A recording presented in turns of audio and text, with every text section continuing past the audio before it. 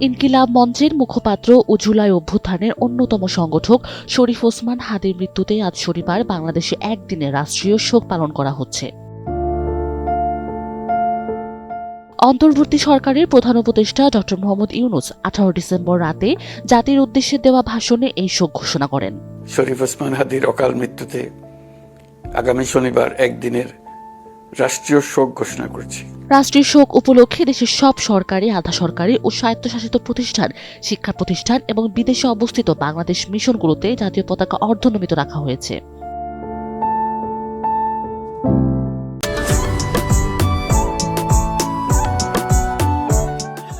ওসমান হাদীর অকাল মৃত্যুতে অন্তর্বর্তী সরকারের উপদেষ্টা সহ রাজনৈতিক দল, সামাজিক ও সাংস্কৃতিক সংগঠন এবং বিশিষ্ট ব্যক্তিবর্গ গভীর শোক প্রকাশ করেছেন।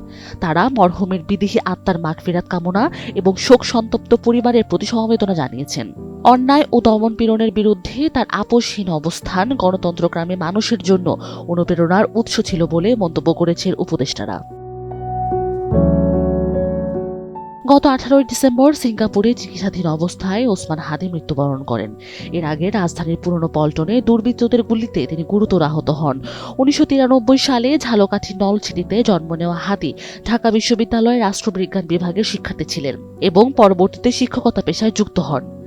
এক সন্তানের জনক শরীফ ওসমান হাদী শিক্ষা, নৈতিকতা ও গণতন্ত্রের চর্চায় স্মরণীয় হয়ে থাকবেন।